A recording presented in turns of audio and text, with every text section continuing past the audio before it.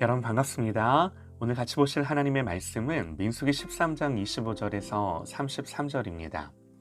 40일 동안 땅을 정탐하기를 마치고 돌아와 바란 광야 가데스에 이르러 모세와 아론과 이스라엘 자손의 온 회중에게 나와 그들에게 보고하고 그 땅의 과일을 보이고 모세에게 말하여 이르되 당신이 우리를 보낸 땅에 간즉 과연 그 땅에 젖과 꿀이 흐르는데 이것은 그 땅의 과일이니이다. 그러나 그 땅 거주민은 강하고 성읍은 견고하고 심이 클 뿐 아니라 거기서 아낙 자손을 보았으며 아말렉인은 남방에 거주하고 헷인과 여부스인과 아모리인은 산지에 거주하고 가나안인은 해변과 요단가에 거주하더이다. 갈렙이 모세 앞에서 백성을 조용하게 하고 이르되 우리가 곧 올라가서 그 땅을 취하자 능히 이기리라 하나 그와 함께 올라갔던 사람들은 이르되 우리는 능히 올라가 그 백성을 치지 못하리라. 그들은 우리보다 강하니라 하고 이스라엘 자손 앞에서 그 정탐한 땅을 악평하여 이르되 우리가 두루 다니며 정탐한 땅은 그 거주민을 삼키는 땅이요 거기서 본 모든 백성은 신장이 장대한 자들이며 거기서 네피림 후손인 아낙 자손의 거인들을 보았나니 우리는 스스로 보기에도 메뚜기 같으니 그들이 보기에도 그와 같았을 것이니라. 아멘. 믿음은 관점입니다. 라는 제목으로 하나님의 말씀 듣겠습니다. 올림픽에서 시상식을 할 때 메달을 딴 사람들이 시상대에 오르죠. 심리학자들이요, 그 선수들을 자세히 봤대요. 다 그렇지는 않겠지만 그래도 공통적으로 발견되는 특징이 있었답니다. 동메달을 딴 사람이 은메달을 딴 사람들보다 더 표정이 밝더라는 거예요. 이상하죠? 왜 그런가? 이 메달리스트들을 인터뷰도 하고 조사를 해보니 은메달을 딴 사람의 기준은 금메달을 딴 사람이었어요. 아깝게 놓쳤다는 아쉬움이 큰 거죠. 반면에 동메달을 딴 사람의 기준은 노메달이었어요. 너무나 감사하게 가까스로 이 동메달이라도 건졌다는 거죠. 그냥 우리 생각에는 단순히 메달 색깔로 기분이 결정될 것 같았는데 그게 아니라 기준이 어디에 있는가, 관점을 어디에 두는가에 따라 달라졌다는 거죠.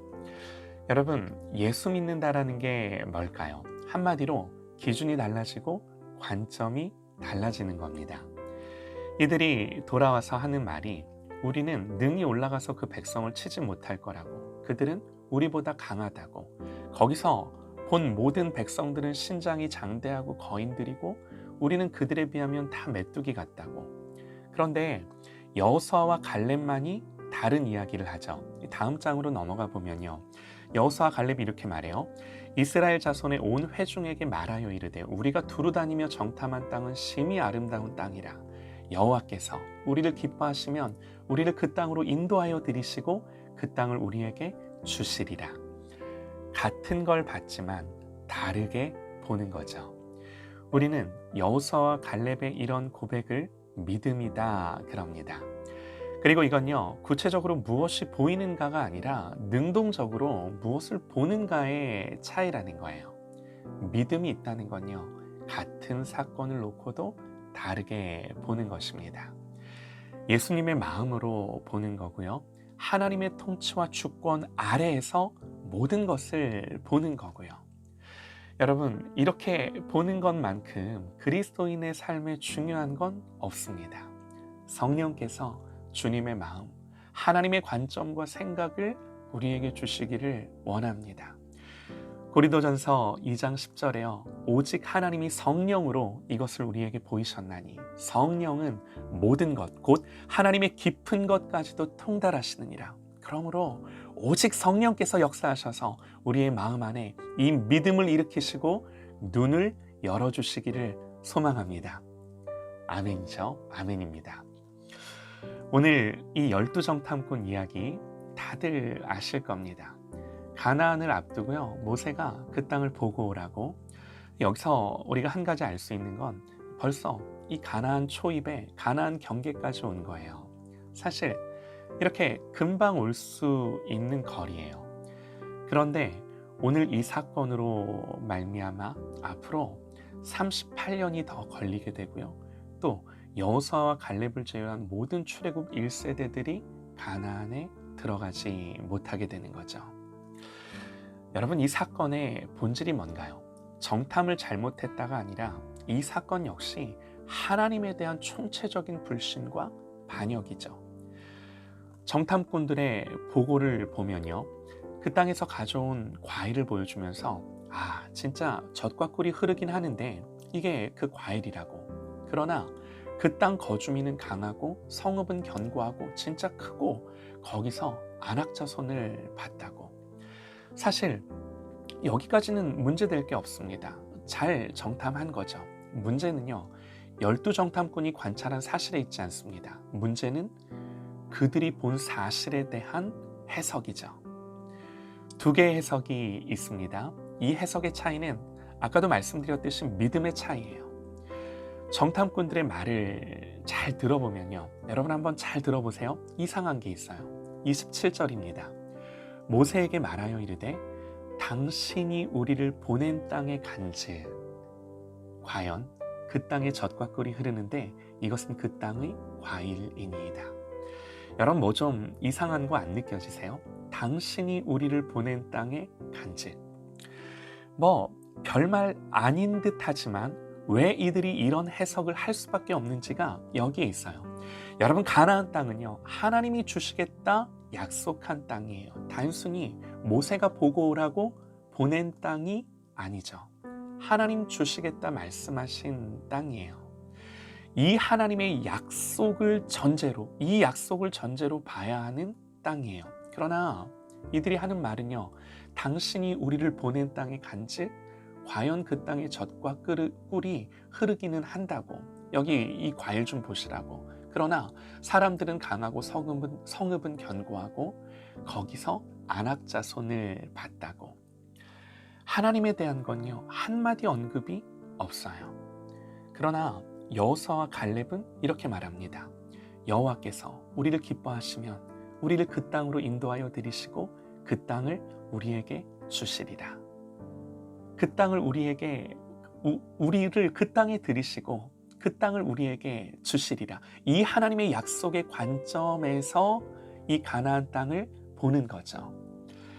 다수의 정탐꾼은 그저 모세가 보고 오라 한 땅이고 여호수아와 갈렙은 하나님의 약속을 전제로 하나님이 주신다 말씀하신 그 땅으로 보는 거예요.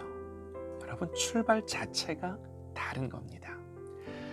사랑하는 여러분, 우리의 인생의 출발선은 어디인가요? 어떤 상황과 환경이 펼쳐지든 하나님의 아들이 죽어 구원받은 하나님의 자녀라는 사실이에요. 여러분, 이거는요, 흔들릴 수 없어요. 주님이 말씀하셨습니다. 참새가 팔리는 것도 하나님 허락하지 않으면 그 하나도 땅에 떨어지지 않는다고. 그러면서 뭐라고 말씀하세요? 하물며 너희일까 보냐. 하나님 자녀들에 대한 우리 아버지의 마음이세요. 이게 우리의 분명한 신앙 고백입니다. 다른 이견이 있을 수가 없습니다. 그렇다면 우리가 이 진리에서 도출하는 결론이 무엇입니까? 찬송가 가사처럼 거듭난 하나님의 자녀는 무슨 일을 만나든지 형통합니다. 할렐루야. 아멘 하세요. 여러분, 제 이 말은 기복신앙이 아닙니다. 성경적 신앙입니다. 무슨 일을 만나든지 형통하리라. 그러니까요, 무슨 일이라도 만날 수 있어요. 무슨 일이라도 만날 수는 있지만 반드시 형통한 거예요. 여러분, 여기서 형통은 모든 일이 내 뜻대로 생각대로 잘 된다라는 게 아니라 넘어지고 실패해도 주권자인 주님의 뜻이 이룬다는 신앙 고백이 형통이에요. 이게 형통이에요. 하나님 그분을 신뢰하는 거예요. 그래서 담대해요.